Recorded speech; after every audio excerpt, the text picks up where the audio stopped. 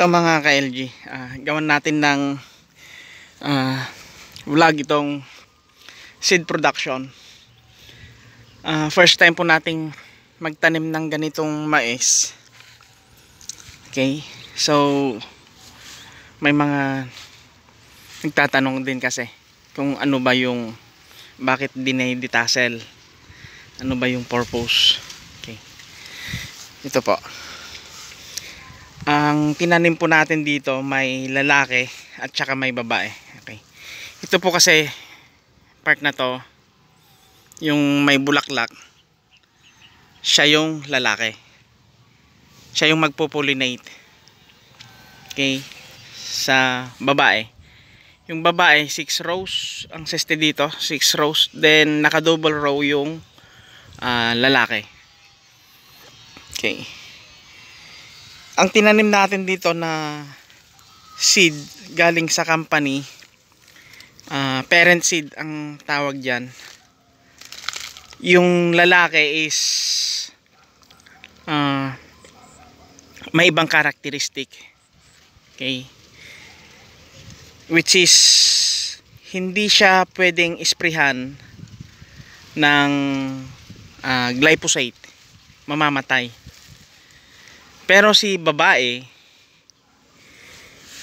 pwede siyang isprehan ng glyphosate, yung herbicide.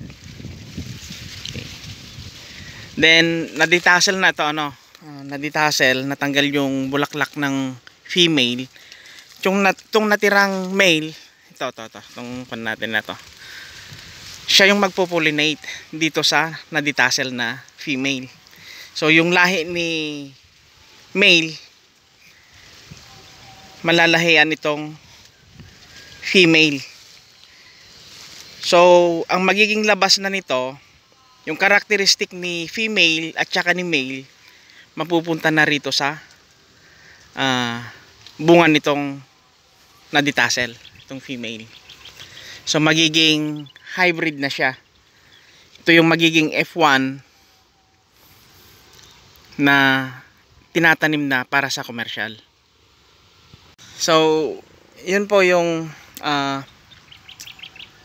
magiging result niya, yung maha-harvest natin dito. Kasi yung lalaki rito, yung hindi tinanggalan ng bulaklak,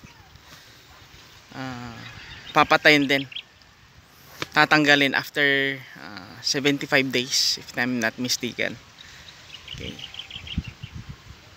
And then yung matitira na lang yung male hanggang ma-harvest na siya.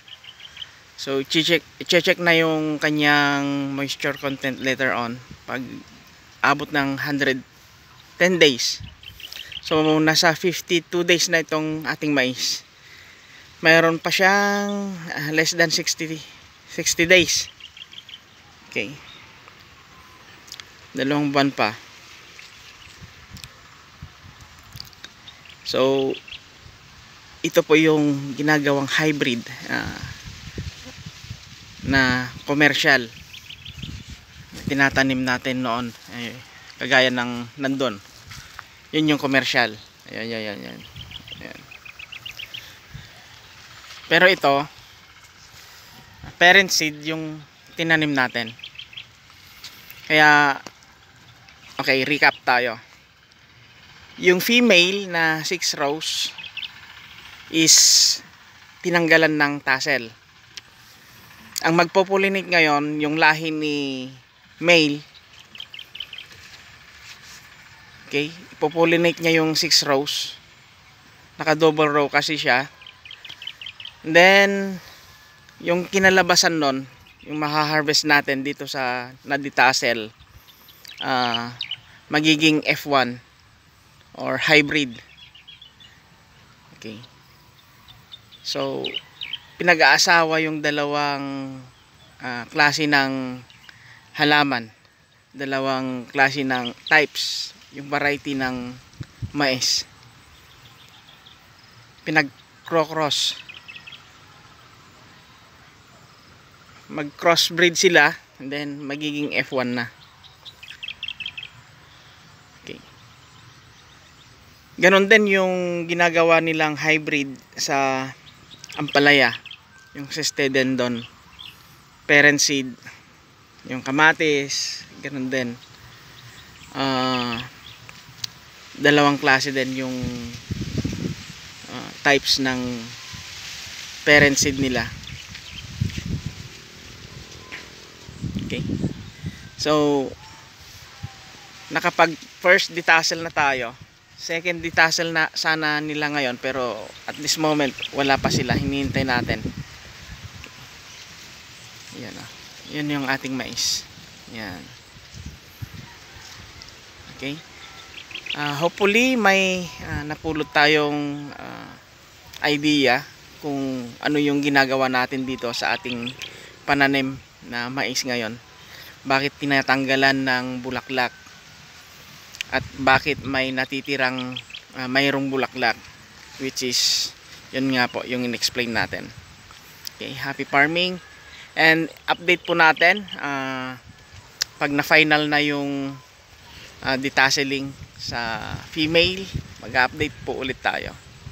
Okay, kung nagugustuhan nyo po itong ating mga vlog, paki-click naman po yung like button, then paki-subscribe na rin po sa ating YouTube channel, LG Farm. Okay, ilalagay po natin yung link. Then meron tayong Facebook page, LG Farm din, and then Kabukiran ni KLG. Happy farming po sa lahat and keep safe po.